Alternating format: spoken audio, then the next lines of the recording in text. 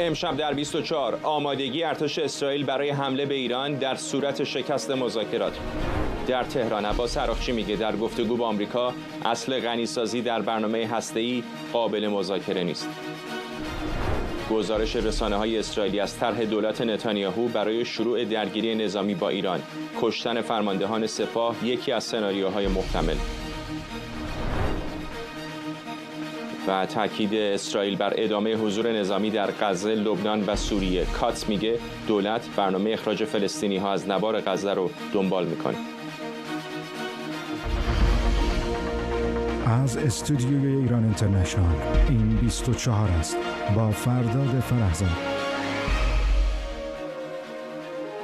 بینندگان ایران اینترنشنال در ایران و سراسر جهان سلام و وقت بخیر. شماری از رسانه‌های اسرائیلی از آمادگی ارتش این کشور برای حمله به ایران در صورت شکست مذاکرات تهران و واشنگتن خبر دادند. در همین حال ساعتی پیش رسانه‌ها در ایران هم تایید کردند محل این مذاکرات دوباره از مسقط به روم پایتخت ایتالیا منتقل شده، هرچند همچنان توسط وزارت خارجه عمان مدیریت خواهد شد. مقامات جمهوری اسلامی از تغییر محل گفتگوها انتقاد کردند و اون رو نشانه عدم حسن نیت خوندن. اسماعیل بقایی سخنگوی وزارت خارجه انتقال مذاکرات به روم رو به تغییر مکان دروازه در فوتبال تشبیه کرده و اون رو خطایی حرفه‌ای و حرکتی غیر منصفانه توصیف کرده. همزمان رافائل گروسی مدیر کل آژانس بین‌المللی انرژی اتمی ساعتی پیش برای سفری 2 روزه وارد تهران شد. آقای گروسی پیش از سفر به تهران به روزنامه لوموند گفت هر توافقی میان آمریکا و جمهوری اسلامی بدون نظر آژانس چیزی بیشتر از یک برگه کاغذ نیست. خبرنگارانمون آرش علایی در کنگره آمریکا و سمیرا قرایی از کاخ سفید در واشنگتن دی سی با ما هستند. با سمیرا شروع می‌کنم. دوباره کلی تحول در همین 24 ساعت گذشته از میزان امتیازدهی‌های دو طرف گرفته تا محل مذاکرات. همینطوره مشخص شد الان که قرار هست دور دوم این گفتگوها در روم ایتالیا برگزار بشه. از سمت جمهوری اسلامی تایید داریم، همچنان از سمت ایالات متحده در تمامی این روزهایی که حالا اخباری اومد که برگشت مسقط، الان دوباره برگشت روم، از سمت ایالات متحده چیز رسمی در این رابطه نشنیده بودیم. الان خبرگزاری رویترز هم داره به نقل از یک منبع دیپلماتیک میگه که قرار هست که آقای گروسی هم به روم بره و در جریان مذاکرات بین جمهوری اسلامی و ایالات متحده قرار بگیره. امروز در آقای گروسی در تهران هست. میدونیم با آقای عراقچی دیدار کرده، گفته که دیدارهای ما بسیار مهم و حیاتی است در این دورانی که حل و فصل بحران هسته ایران از طریق دیپلماسی بسیار اهمیت داره. و خب الان هم که شنیدیم که قرار هست که آقای گروسی هم در روم حضور داشته باشه. اون بحث نشست دیروز در اتاق بحران در سیچویشن روم هم باز امروز ادامه پیدا کرده. آکسیوس آمده خبر دیگری رو در این رابطه منتشر کرده، از اختلافاتی گفته که در بدنه دولت ترامپ وجود داره و اینکه چگونه است این اختلافات، از سمت کی هست به سمت چه کسی. و در بحث دیگر باز نیویورک تایمز هم آمده خبری رو منتشر کرده، نشست اتاق بحران رو داره تایید میکنه و راجع به آقای ویتکوف صحبت‌هایی رو کرده. اما نکته مهم، برگردم به اون بحث آقای گروسی و بحث هسته‌ای. خب آقای گروسی بارها و بارها در این مدت راجع به پرونده هسته ایران صحبت کرده، به تهران هم سفر کرده. یعنی کاری که امروز اتفاق افتاد کار تازه‌ای نیست. اما یک تفاوت عمده‌ای که وجود داره، اون در دوران بایدن اون اتکایی که دولت ایالات متحده با آقای گروسی و به آژانس داشت، شاید این بار در دولت ترامپ ما شاهدش نباشیم. یک بی‌اعتمادی که از سمت دولت آقای ترامپ به سمت نهادهای بین‌المللی نظیر سازمان ملل متحد وجود داره، یا همین آژانس بین‌المللی انرژی اتمی که بازوی هسته سازمان ملل هست. اینها چیز تازه‌ای نیست، بر کسی پوشیده نیست. به علاوه که اضافه کنید یک خبر اختصاصی که چندی پیش اسرائیل هیوم منتشر کرد راجع به اینکه ایالات متحده دنبال اینه که بازرسان هسته‌ای خودش برن در ایران مستقر بشن، تایید بکنند که جمهوری اسلامی خطای هسته‌ای انجام نداده یا اورانیوم رو بیش از حد غنی‌سازی نکرده. باز این رو خیلی دقیق نمیشه راجبش حرف زد، به این خاطر که ما هنوز نمیدونیم که ممکنه در نشست شنبه ایالات متحده چقدر اون بحثی که حالا شما در یه حد بسیار پایین غنیسازی رو ادامه بدید رو بخواد پی بگیره یا به کل بگه که حق غنیسازی ندارید. ولی بحث بازرسان آمریکایی رو اسرائیل هیوم مطرح کرد و بعدتر هم ما در گفتگویی که آقای ویتکاف با آقای هنیتی داشت، آقای هنیتی اصلا چنین چیزی رو گفت آیا بازرسان خود ما خواهند رفت؟ چون میدونم تو هم مثل من اعتقادی به این بازرسان بین‌المللی نداری. این سوالی بود که آقای هنیتی پرسید. در نتیجه حالا اینکه آقای گروسی حضورش در روم چقدر مثمر ثمر باشه، اساسا چقدر این سفرش در تهران بخواد نتیجه بخش باشه، همه اینها جای سوال هست. یادمون باشه که چند هفته پیش هم آقای گروسی یک گله‌ای کرده بود از دولت آمریکا و اینکه چرا کسی مسئول پرونده ایران انتخاب نشده، چون به هر حال میز ایرانی وجود داره در وزارت خارجه، یک متصدی داره، این فرد در دولت ترامپ انتخاب نشده. اون زمان بحث آقای ویتکاف و اینا مطرح نبود، بحث مال قدیم‌تر هست. ولی آقای گروسی ابراز ناراحتی کرده بود که ما از سمت دولت آمریکا نمیدونیم با چه کسی در رابطه با تحولات پرونده هسته ایران صحبت بکنیم. ولی خب حضور آقای گروسی میتونه حائز اهمیت باشه، چرا که از زیر و خم پرونده هسته ایران آقای گروسی خیلی خوب اطلاع داره. فرداد آرش، واکنش‌ها در آمریکا چه هست؟ پیام‌های مختلفی داریم میشنویم. من الان دارم میبینم پیت هگست هم داره صحبت میکنه، البته مطمئن نیستم در مورد ایران باشه. تازه ترین ها در مورد مواضع دولت ترامپ چه هست در مقابل مذاکرات هسته‌ای؟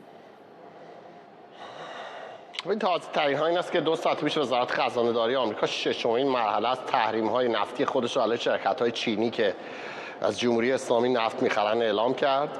یک شرکت چینی رو که میگویند 1 میلیارد دلار پارسال نفت خریده است. به این پالایشگاه‌های چینی میگویند پالایشگاه‌های قوری، یا پالایشگاه‌های کوچکی هستند که تحریم‌ها رو دور میزنند. دولت آمریکا میگوید این ششمین دوره تحریم‌هایی است که دولت ترامپ بر علیه صنعت نفت جمهوری اسلامی میگذارد و فروش نفت جمهوری اسلامی رو به صفر خواهد رسوند. داستان این است که برای کسایی که در جنبش ماگا هستند صحبت آقای ترامپ واضح است. یک مسئله‌ای که وجود دارد در مورد کسایی که آقای ترامپ رو تعقیب می‌کنند، خیلی هم این داستان رو بهش اشاره کردن، مخصوصا استیو بنن، این است که شما بتونید نویز رو از سیگنال تشخیص بدید. آقای ترامپ خیلی راجع به خیلی چیزا ممکن است صحبت بکند، کسایی که ایشون رو تعقیب نکنند ممکنه بگن راجع به هر چیزی صحبت می‌کند، هرج و مرج، اصلا معلوم نیست چی می‌خواد. ولی سیگنالش آقای ترامپ به طور خیلی مستقیم میدهد. در جنبش ماگا الان 2 دستگی وجود ندارد. میگویند همه این داستان‌ها از اول هم بوده. برنامه هسته‌ای هیچ غنی‌سازی در داخل ایران صورت نگیرد. برنامه موشکیش برود زیر یک چتی که حداقل بدونن چند تا موشک قرار است تو انبارا باشد و بعد هم بازرسی‌های سرزده. در جنبش ماگا میگویند این داستان‌ها تغییر نکرده است. الان اون چیزی که در دولت ترامپ میشنویم، اونها تعبیر میکنن به یه چیزی که بهش میگویند دموکراسی در آمریکا، یعنی نظرهای مختلف ممکن است وجود داشته باشد. هر کدوم ممکنه از اون اعضای کابینه یک برای خودشون یک ایده‌ای داشته باشن یا یک طرحی داشته باشن یا بخوان از اون یک طریقی به این مسئله نگاه بکنن که با بقیه متفاوت باشد و اینها در دولت ترامپ عادی است. و در نهایت هم پیغام مشخص است. جلساتی که الان میگویند بعضی از مشاورین و بعضی از کارشناسان نظامی که در این زمینه صحبت میکنن میگویند این جلسات با ایرانی ها برای این است که متوجه بشن چقدر از این میدهند و چقدر از آن میگیرند. ممکن است یک جایی در یک دنیایی در این سناریو یک غنی‌سازی محدود هم به ایران اجازه بدن. این در صورتی خواهد بود که جمهوری اسلامی انقدر امتیاز داده باشد که آمریکایی‌ها حاضر بشوند بگویند خیلی خوب 3.67 اگر شما همه موشک‌های بالستیکیتون رو مثلا نابود بکنید، حالا اجازه دارید 3.67 هم بخواید غنی‌سازی انجام بدید. ولی اعتمادی به جمهوری اسلامی وجود ندارد در هیچ موردی در این زمینه. نکته دیگر این است که صحبت‌های خود آقای ترامپ پریروز، آقای ترامپ گفت این کار رو برای دنیا انجام می‌دهد، نه برای آمریکا. واضحاً آمریکا مدت هاست 70 سال است با این داستانی که کشورهایی که مخالفش هستن بمب اتم داشته باشد کنارشون زندگی کنند. آمریکایی‌ها به این عادت دارن. خیلی کشورهایی هستن مثل کره شمالی که اصلا وضعیتشون خیلی بدتر هست از لحاظ تکنولوژی‌هایی که در زمینه موشکی دارن، خیلی قوی‌ترن از جمهوری اسلامی. باز هم با هم زندگی کردن. جمهوری اسلامی هم احتمالاً آخریش نخواهد بود که میخواهد همچین داستانی رو انجام بدهد. آقای ترامپ گفت این کار رو برای دنیا انجام میدهد به خاطری که مسئله اصلی این است. اگر به جمهوری اسلامی بقیه اجازه بدن غنیسازی کند، بمب بسازد، خب همه میکنن. نه تنها مصر و عربستان و امارات متحده عربی، خیلی کشورها هستن که واقعا لحاظ تکنولوژیک میتونن یه بشکن بزنن و چند هفته‌ای به بمب اتم برسن، مثل کره جنوبی که بالا سرش کره شمالی است، مثل لهستان، مثل آلمان. اینا هم میرن دنبال بمب اتم دیگه، که جلوی چه کسی رو میشود گرفت. بنابراین تحلیل ها این است آقای ترامپ اجازه میدهد که این مذاکرات برسد به یک جایی که به همه بفهموند به دنیا که جمهوری اسلامی خواهان مذاکره نیست. میان میشینن کلی وقت تلف میکنن سر اینکه مکانش چی باشه و کجا باشه. این وقت تلف کردن معنی ندارد. آقای ترامپ اینو دارد به دنیا نشون میدهد. در این حال دارد در یمن عملیات علیه هوتی‌ها انجام میدهد به شدت. امروز خبرهایی هست که بمب‌های 12 تنی بر سر هوتی‌ها انداختن. این بمب‌ها تا 27 تن هم میتواند باشد. قوی‌ترین بمب‌های آمریکا. اینا سیگنال است به کل دنیا، به متحدین آمریکا، به هند، به چین، به اروپایی‌ها که توی دریای سرخ منافع داشتن، بدون اینکه آمریکا از اینها چیزی بخواد بگیرد. به مصر 6 میلیارد دلار سالی فقط دارد از دست میداد به خاطر این کشتی ایرانی. همه اینا منتفع خواهند شد. آقای ترامپ این سیگنال رو دارد به دنیا میدهد. کار هوتی‌ها رو اول یکسره خواهند کرد، کار حماس رو یکسره خواهند کرد و فشارها بر جمهوری اسلامی بیشتر میشود. همینجوری این چیزی است که در دنیای ماگا انتظار دارن دولت ترامپ در طول 2 ماه دیگر انجام بدهد. سمیر، آرش اشاره‌ای به اون امتیازدهی‌های احتمالی یا ندادن‌های امتیاز در مورد غنیسازی کرد. به گمانم این نکته مهمی است، چون ابهاماتی وجود داره. بعضی از مقامات آمریکایی مثل آقای پیت هگست که همین الان تصویرش رو داشتیم چند لحظه پیش می‌دیدیم، حرف از لغو کامل برنامه هسته‌ای ایران میزنن، از برچیدن کامل برنامه هسته‌ای میزنن. بعضی از متوقف کردن غنیسازی، بعضی از محدود کردن غنیسازی. یکم تفاوت‌های اینها رو برامون باز کن.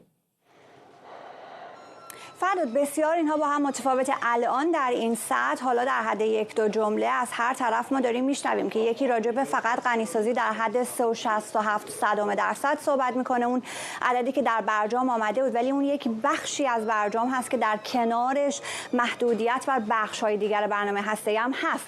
آیا اون محدودیت ها هم خواهد بود یا حذف خواهد شد؟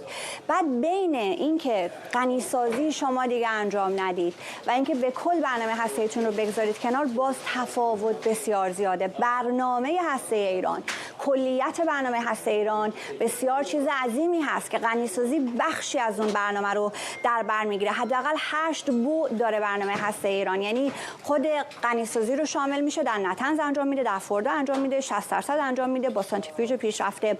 به جز اون سانتریفیوژ میسازه، تولید، طراحی و ساخت سانتریفیوژ رو انجام میده، در نطنز انجام میده، در تست‌های کرج انجام میده. بحث تحقیق و تفحص هست که بسیار بخش مهمی از برنامه هسته ایرانه. در دوران برجام هم روی تحقیق و تفحص بسیار اینها رفت آمد کردن، بحث کردن، بالا پایین کردن که مثلا اگه سانتریفیوژ میخواین شما طراحی بکنید، چی باید طراحی کنید، چند تا سانتریفیوژ، چه آزمایشی رو میتونید روش انجام بدید. اون آرندی هم بحث بسیار مهمی هست در برنامه هسته ایران. معادن اورانیوم طبیعی داره، در گچین داره، در ساغن داره، اینها رو میاره در اردکان که زرد میکنه. اینها چی قراره، اتفاقای چی براشون پیش بیاد؟ همین جزئی از برنامه هسته ایران هست. راکتور طراحی میکنه، روتور طراحی میکنه، بلبورین طراحی میکنه. اینا همه برای سانتریفیوژش، برای راکتورش، اینها همه اسمش برنامه هسته ایرانه. وقتی میگیم برنامه هسته ایران به کل کنار گذاشته بشه، آیا همه اینهاست؟ اگر فقط بحث غنیسازی است، آیا میتونه همچنان سانتریفیوژ طراحی بکنه یا نه؟ همینطور که میبینی هر چی داریم به شنبه نزدیکتر میشیم، این بحث‌های تخصصی، بحث‌های فنی بیشتر و بیشتر داره قوت میگیره، چون محل بحثه. اگر قرار باشه که بخشای حفظ بشه، خب اینها کدوم بخشه؟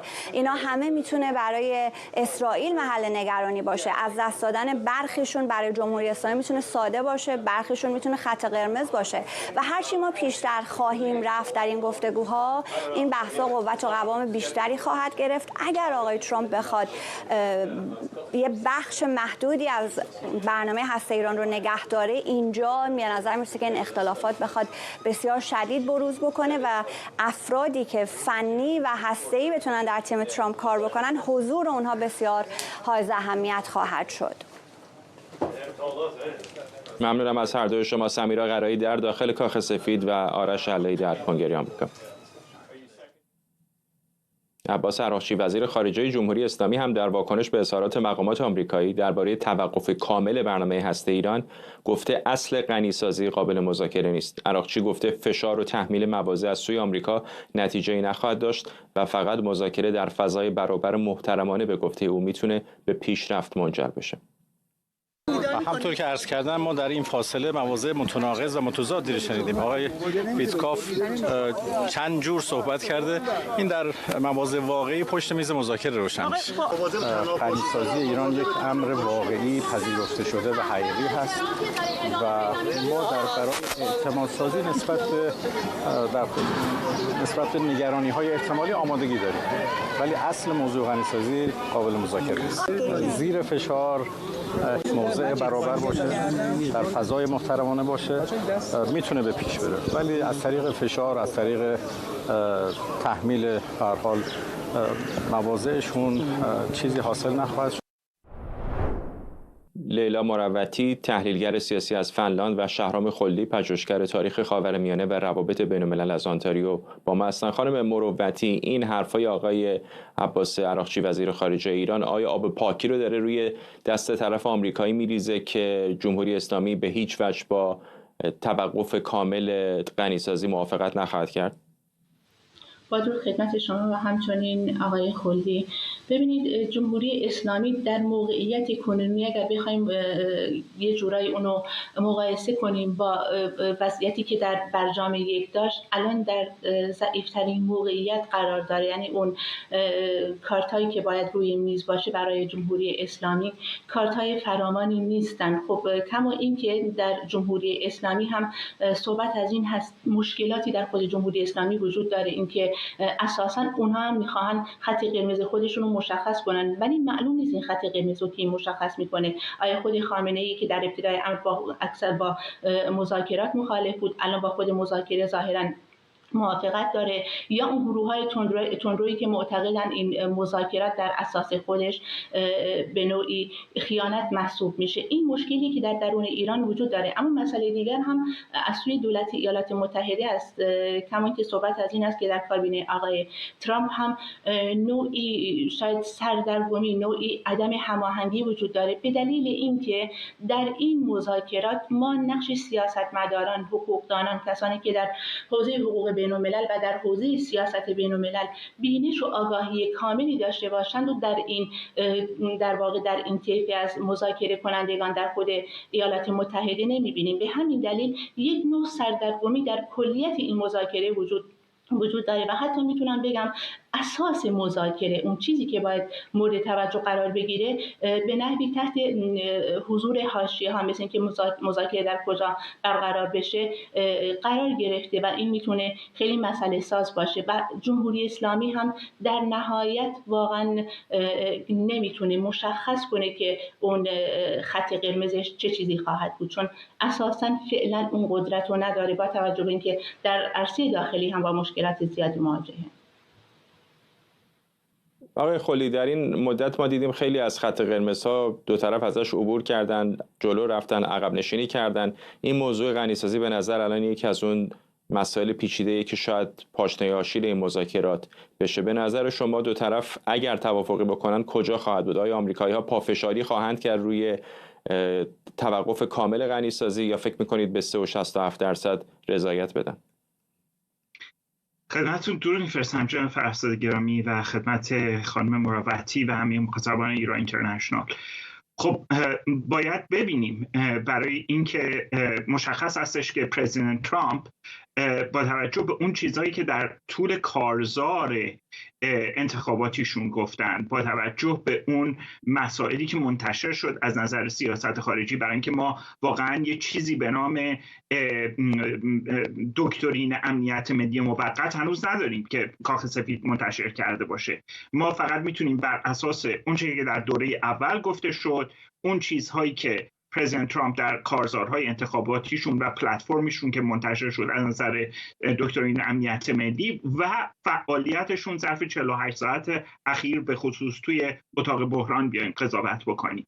اگر بخوایم بر اساس روانشناسی آقای ترامپ به این قضیه برخورد بکنیم، خود آقای ترامپ اتفاقاً توی اون ملاقات هایی که با هنری کیسینجر وزیر خارجه و مشاور عالی امنیت ملی امریکا در دهه 1970 داشتن، به این موضوع اشاره کردن که چقدر شیوه مذاکراتی ایشون شبیه شیوه مذاکراتی کیسینجر بود، به خصوص در مورد جنگ ویتنام، چه با متحدان چه با متخاصمان ایالات متحده آمریکا. مرحله اولش آمادگی است و در این مرحله آمادگی چند چیز باید مشخص بشه. خطوط قرمز چی هستند؟ اهرم‌های فشار چی هستند؟ و در کنار این خطوط قرمز و اهرم‌های فشار چگونه میشه به اعتماد سازی با طرفی که متخاصم هست دست زد؟ و دقیقاً پاشنه آشیل، همونجوری که حضرت عالی فرمودید، مسئله غنی‌سازی است. پرزیدنت ترامپ برای اینکه طرف مقابل رو بیارن پای میز مذاکره، به احتمال خیلی زیاد دقیقاً همونجوری که شما فرمودید گفتن که خب حالا میتونیم درباره این مسئله هم صحبت بکنیم. جمهوری اسلامی بر اساس خصیصه‌ای که داره کمترین اعلام آمادگی برای گفتگو در یک موضوع رو به این معنا میگیره که طرف مقابل حاضر مصالحه بکنه در مورد اون خط قرمز. به عقیده من مسئله غنی‌سازی به شدت بسته است به اون چیزی که جمهوری اسلامی میگه حق حاکمیت جمهوری اسلامی هست، مبنی بر اینکه راستی آزمایی کامل، غیر مترقبه، اعلام نشده و در مورد سایت هایی که حتی جمهوری اسلامی مخفیش رو نگه داشته امکان پذیر نخواهد بود.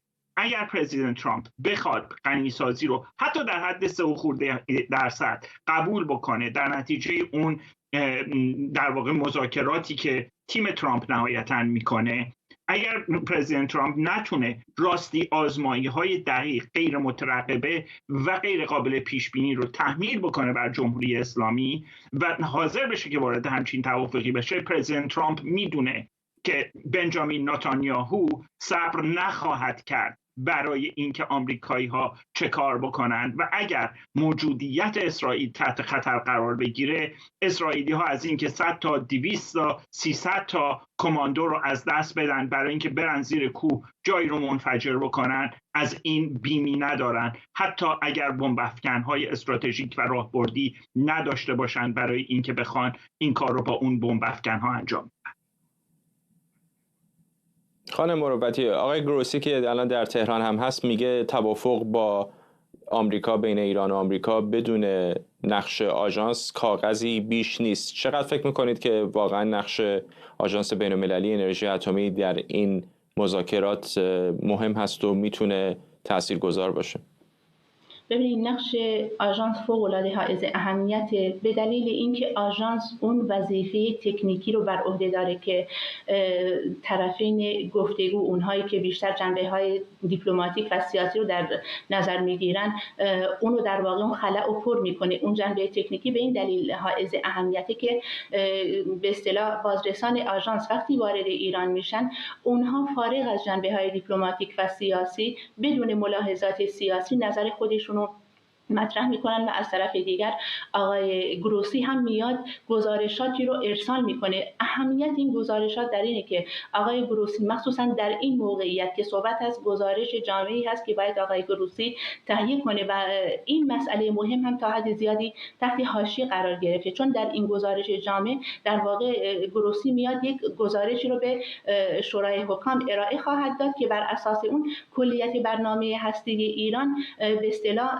ارزشیابی میشه. در مورد این گزارش جامع تا به حال 2 بار اتفاق افتاده. یک مورد در سال 1384 بود که گزارش جامع در واقع عملکرد منفی ایران رو نشون داد و در نهایت پرونده ایران به شورای امنیت رفت و بعد گزارش بعدی بعد از قرارداد یا معاهده برجام بود که عملکرد ایران رو مثبت ارزیابی کرد. الان گزارشاتی که چه گزارش فصلی آقای گروسی، چه گزارشات 6 ماهی که در واقع 2 تا میشن و این گزارش جامع، اگر این گزارش جامع و این گزارشات در مجموع به نحوی ناشی از عملکرد ضعیف ایران باشه و اینکه اون درصد غنیسازی اورانیوم از اون حد مجاز بالاتر رفته میتونه به شدت برای جمهوری اسلامی خطرناک باشه. اما مسئله حائز اهمیت اینه که دولت ترامپ اگر در این موقعیت تصمیم بگیره که از بازرسان خودش استفاده کنه، مشکل و شکاک اساسی بین اتحادیه اروپا و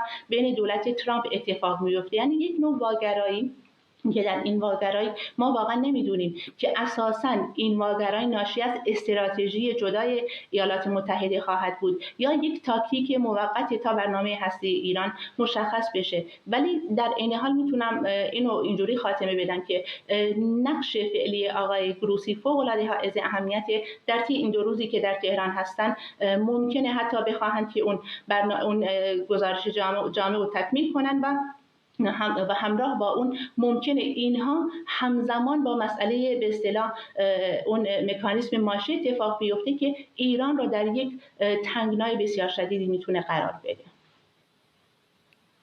آقای خلدی، این تغییر محل مذاکرات رو چطور می‌بینید؟ اول عمان گفتن، بعد قرار شد روم بشه، بعد دوباره ظاهراً با مخالفت طرف ایرانی به عمان بازگشت و الان دوباره میگن که در روم ایتالیا خواهد بود.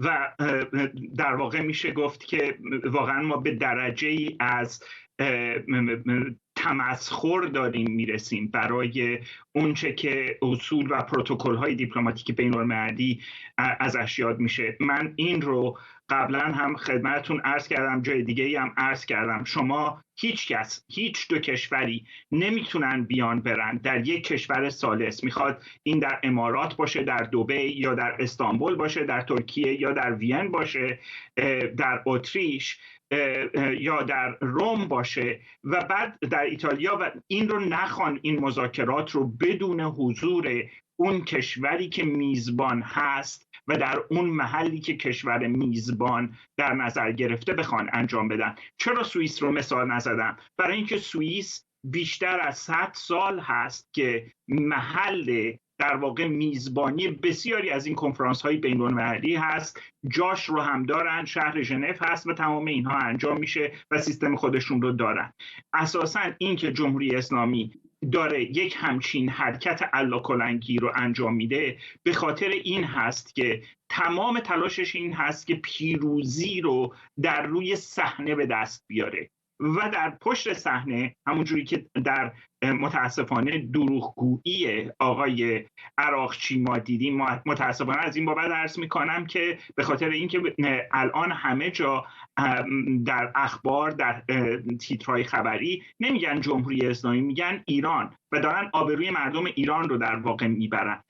آقای عراقچی میره 45 دقیقه با اون انگلیسی الکنش میشینه با آقای ویتکاف صحبت میکنه، انگلیسی که حتی قابل مقایسه نیست با انگلیسی که حسین علا صحبت میکرد، و بعد معلوم نیستش که چه چیزی رو فهمیده، چه چیزی رو نفهمیده، چقدر مترجم کمک کرده، ولی میاد دروغ میگه که ما وقتی که داشتیم از در میرفتیم بیرون یه سلام علیکی کردیم. حالا شما در نظر بگیرید این در عمانی هست که اینا از هر جهت اطمینان دارن بهش، بخوان بیان این رو در روم انجام بدن، تو یک ونیوی، تو یک محل برگزاری که تحت نظارت دولت ایتالیا باید باشه. طبیعتاً اون مخفی کاری که میخوان بکنن رو نمیتونن بکنن. و بعد نکته دیگه ای به نظر ناراضی از این موضوع.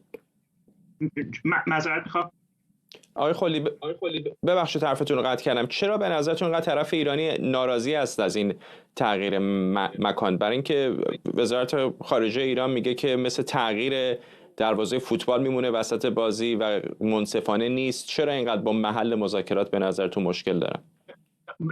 به نظر من به خاطر این هستش که نمیتونن اون مخفی کاری که باید بکنن و نگران هستن که در واقع اون امتیازاتی که میخوان پشت صحنه بدن رو بدن لو بره، در صورتی که خیالشون راحته که در مورد عمان این اتفاق نمیفته. مسئله دیگه هم آبرو هست. اینها از نظر آبروی خودشون فکر میکنن که اگر این در عمان انجام بشه یا در امارات انجام بشه حتی یا در قطر انجام بشه، میگن که ما آمریکایی ها رو وادار کردیم که رضایت بدن به محل مذاکره و وقتی که به محل مذاکره یک قدم عقبشون میبریم درباره محتوا هم ازشون بالاخره میتونیم در یک چیزهای خیلی مهمی امتیاز بگیریم.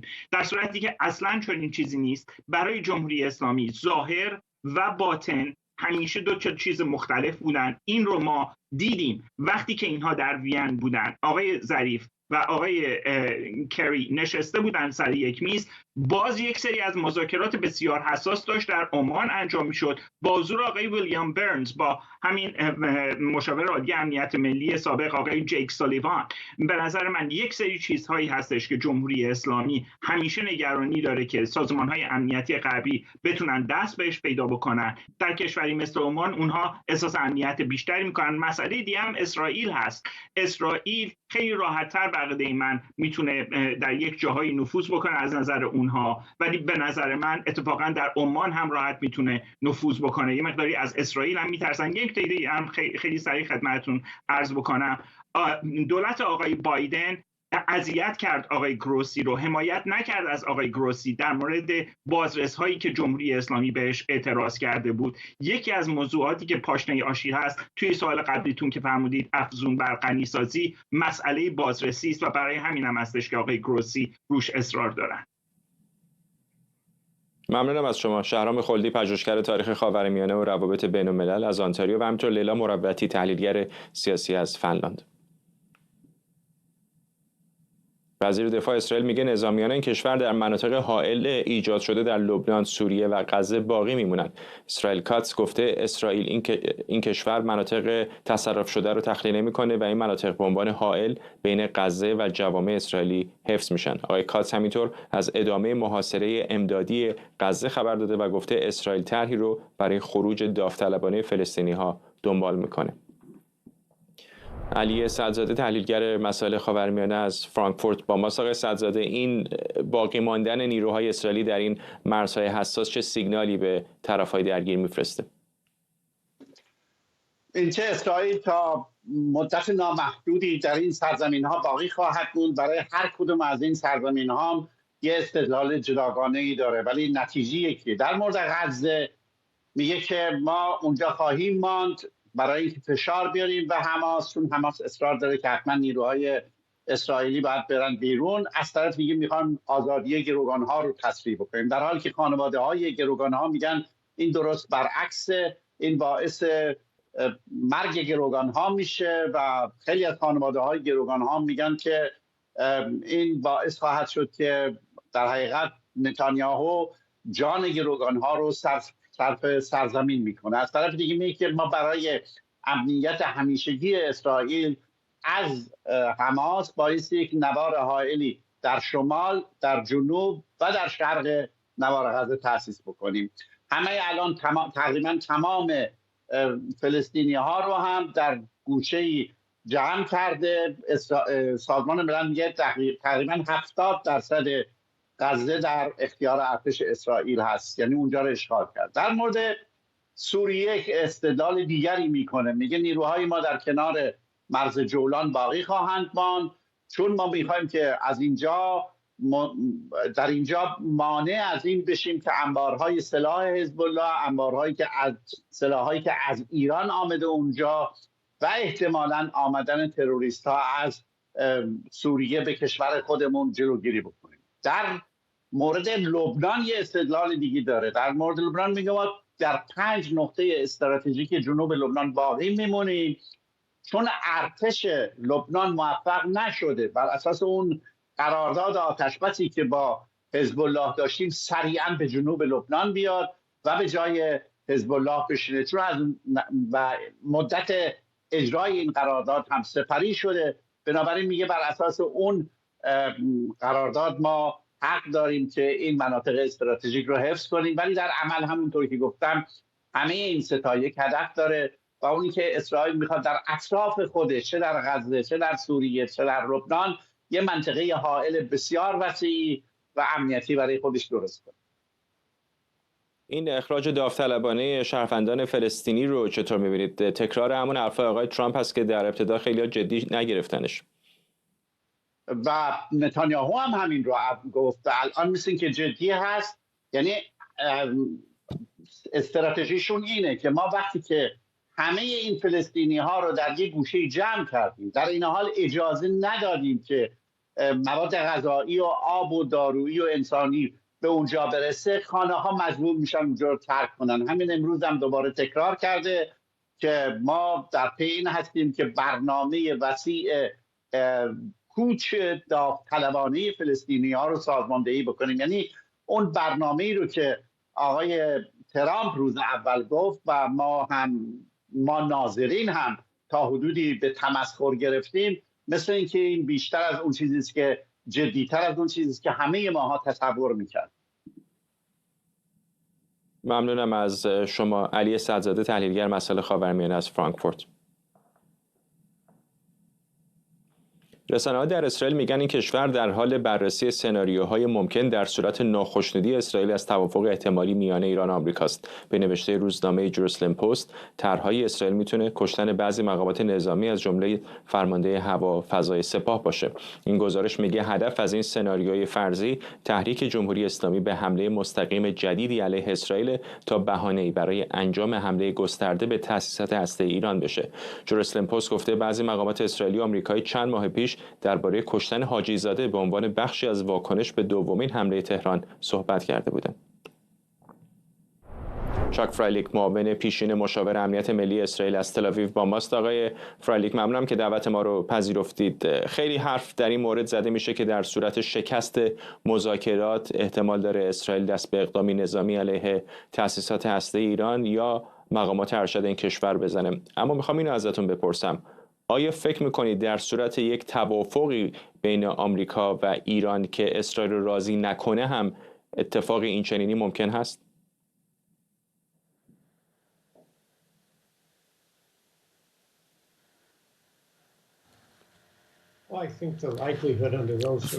فکر میکنم احتمالش در چنین شرایطی خیلی کم باشه.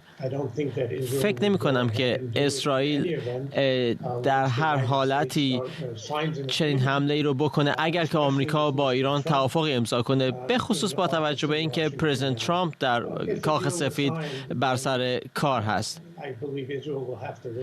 اگر که توافقی حاصل بشه، اسرائیلی‌ها مجبورن که بهش قناعت کنن و تن بدن. در ضمن این رو هم باید بگم که اگر توافق نسبتاً خوبی باشه، طبیعتاً این بهترین گزینه موجود هست از بین گزینه‌های بد، برای اینکه یک حمله نظامی حتی اگر کاملا موفقیت آمیز باشه تنها تا حدی زمان میخره برای اسرائیل، اما امید بر آن است که یک توافق خوب بیشتر به درازا بیانجامه و دوام بیشتری داشته باشه.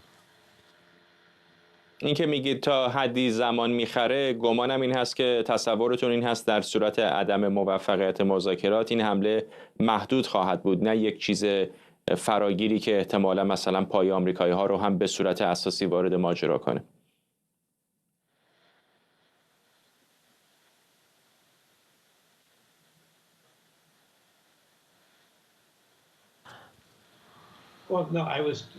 خب منظور من اینه که فقط یک توافق که امیدواریم برای دهه‌ها برقرار باشه میتونه یک راه حل بلند مدت ارائه کنه، یک پیامد خوب و منطقی و مناسب برای این مسئله. اما اگر توافقی در کار نباشه و همونطور که در طول دوره بایدن اینطور بود، اون وقت بله، اگر که واقعا به نقطه بی بازگشت برسه ایران، و البته مطمئن نیستم که هنوز به اون نقطه رسیده باشند، اون وقت خب اسرائیل گزینه‌ای نخواهد داشت جز اینکه حمله نظامی کنه ولو اینکه آمریکا حاضر نباشه. اما مطمئن نیستم که چنین حمله نظامی به صورت بلند مدت بتونه برنامه ایران رو به تعویق بندازه، ولی خب به هر حال قدمی خواهد بود برای اینکه ایران نتونه به سلاح هسته‌ای برسه. آقای نتانیاهو بارها در مورد این حرف زده که جمهوری اسلامی سر اختاپوس هست در منطقه و حتی علنا خواهان تغییر رژیم شده. آیا فکر میکنید تغییر رژیم در ایران فراتر از شعارها و حرفهای تلویزیونی و رسانه‌ای یک دکترین تنظیم شده در اسرائیل هم هست؟ آیا برنامه‌ای برای چنین کاری به نظرتون دارن؟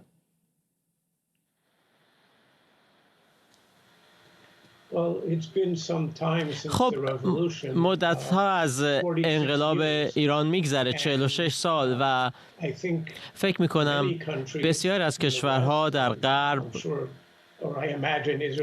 و حتی اسرائیل خیلی فکر کردن به این که چطور میشه احیانا این رژیم رو سرنگون کرد و تا اینجا هیچ کس راه حل کارآمدی برای این قضیه پیشنهاد نکرده، جلو نگذاشته و فکر نکنم قضیه خیلی هم تغییر کرده باشه.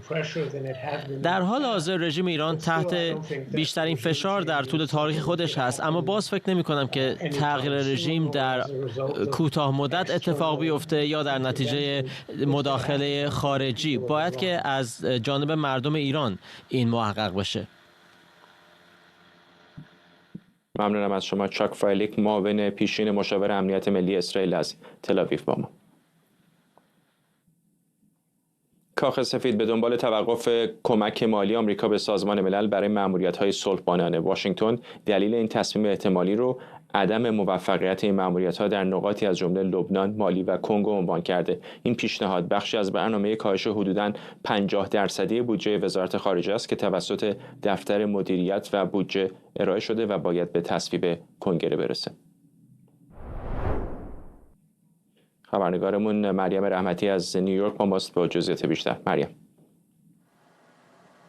فردا به نظر میرسه که دولت ترامپ داره فاصله خودش رو از نهادهای چند جانبه بین‌المللی رو بیشتر میکنه. همون موضعی رو که ما در جریان دوره اول ریاست جمهوری ترامپ هم شاهد بودیم، اما این بار با پیشنهاد حذف کامل بودجه ایالات متحده برای مأموریت صلح‌بانان سازمان ملل متحد. رویترز نوشته که دولت ترامپ به این باوره که مأموریت‌های صلح‌بانی سازمان ملل با شکست مواجه شدن، که البته این دیسکورس سالها هست که فردا جریان داره. خیلی ها باور دارن که این مأموریت ها شکست خوردن و خیلی ها میگن که نه، حداقل در نجات جان کسانی که در واقع نظامی نیستن یا مردم محلایی که این صلحبانان وجود دارن در واقع موفق بودن. مخصوصا وقتی مأموریت های صلحبانی در مالی، لبنان و جمهوری دموکراتیک کانگو رو به نظر میرسه دولت ترامپ بررسی کرده، میبینه که این مأموریت ها با شکست مواجه شدن.